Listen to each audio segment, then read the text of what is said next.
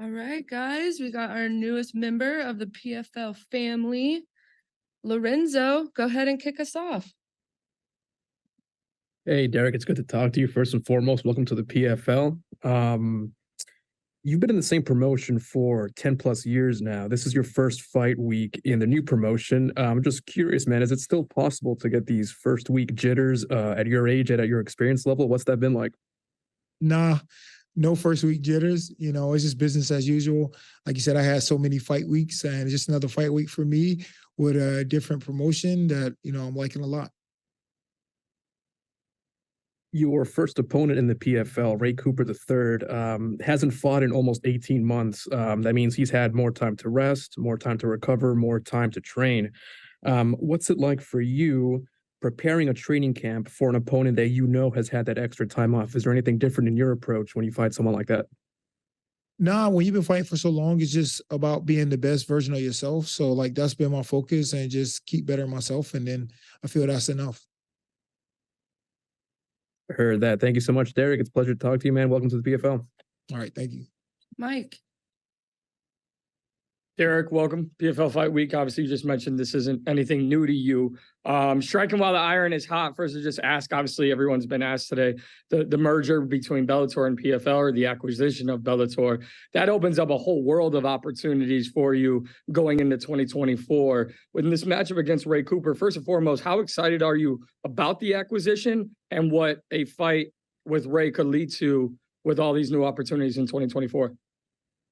Oh yeah, PFL, Bellator together.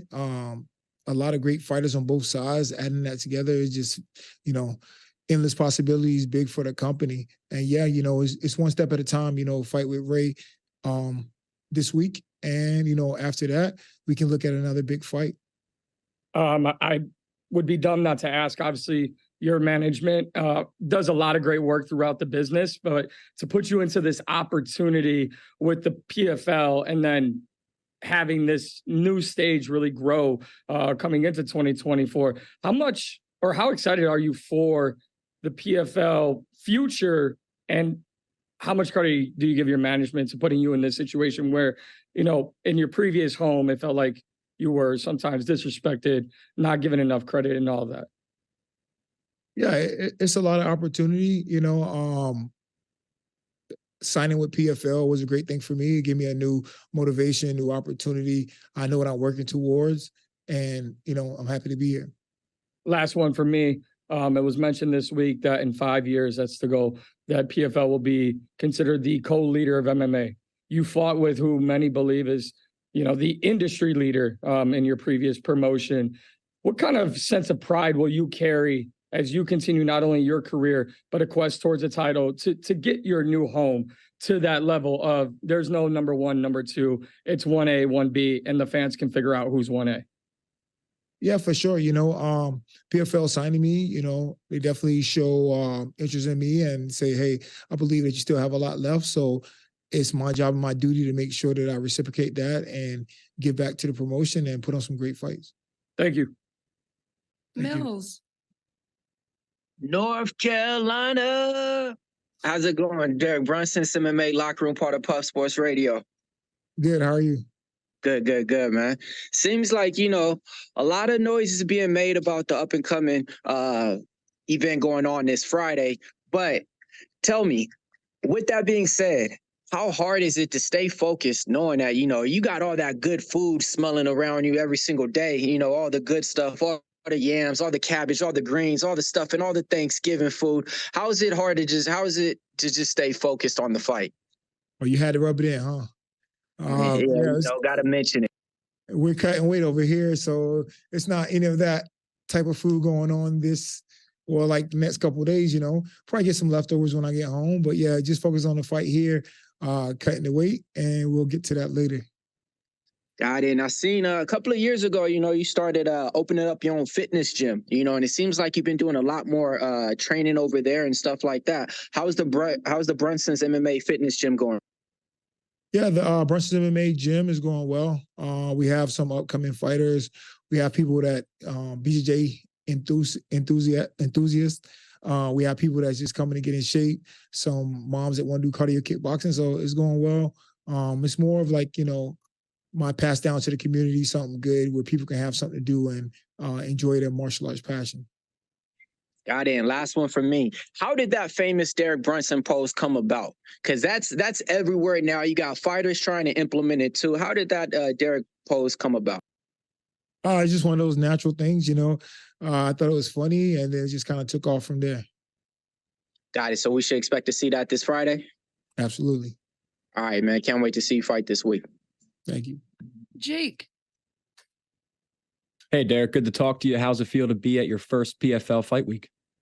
It feels good to be here at PFL for my first official fight week. Ready for weigh-ins in the morning and then fight Friday. So out of all the promotions in MMA, why PFL? What enticed you to join and sign with them? I like what PFL had going on. I feel like they're really making a push towards being the top organization. A lot of good fighters. The season, the playoffs, go out here, win a whole bunch of money, have a little off season.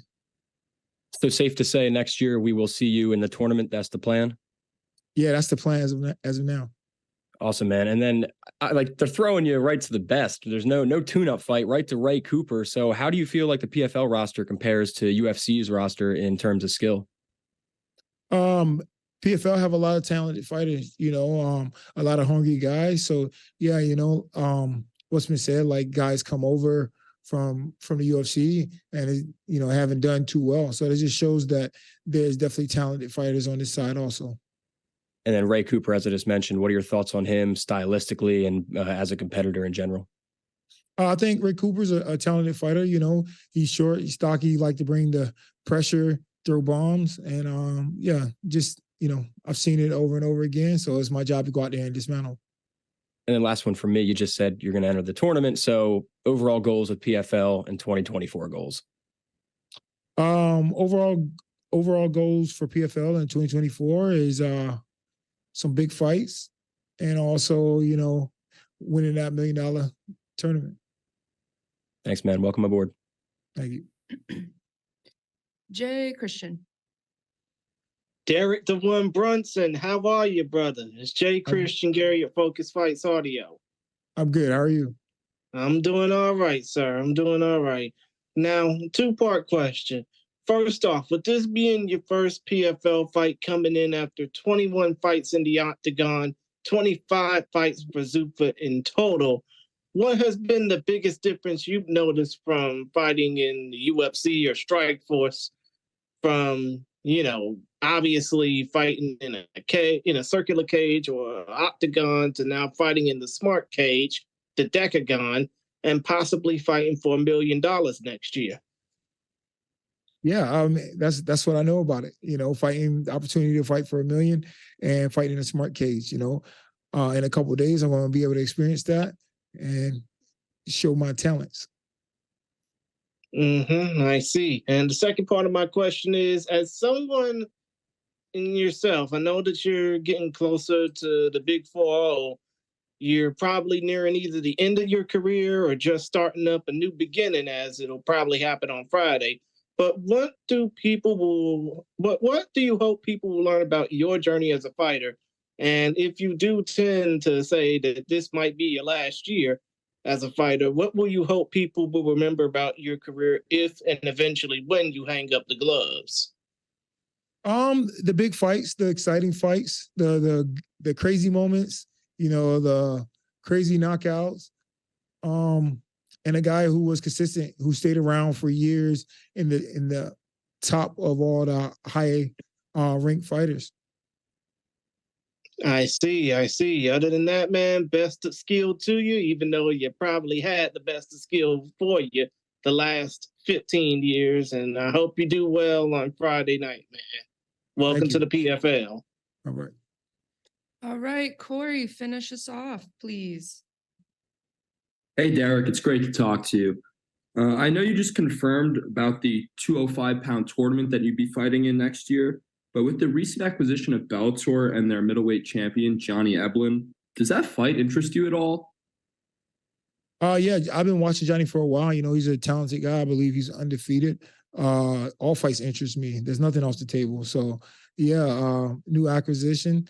First thing first is Ray Cooper, but yeah, all fights I like. And I believe that you've had 21 fights in the UFC. Is that correct? Yeah, that sounds about right. Does that kind of put a chip on your shoulder coming to the PFL where you can kind of say, like, none of these guys have been able to stick around for 21 fights in the UFC? I am the guy. No, not really. I know it's a new task at hand, I'm the hunted now. I've been the hunted for years. I've always been ranked, in the top 10 in the world, and guys always want to come get my spot. So to do that is an amazing thing. But coming over from the UFC to PFL, these guys want to show who they are too. So it's my job to be on top of my A game and come out here and bring it. Interesting. I like that perspective. And lastly, for me, do you have a favorite post-fight meal that you like to enjoy? Food, all types of food. No, I don't know. I like spaghetti. So yeah, it sounds really good right about now. I hear you. I hope you get to enjoy that after Friday, man. Best of luck. All right. Thank you. All right, Derek, thank you so much for your time today. Appreciate you coming by.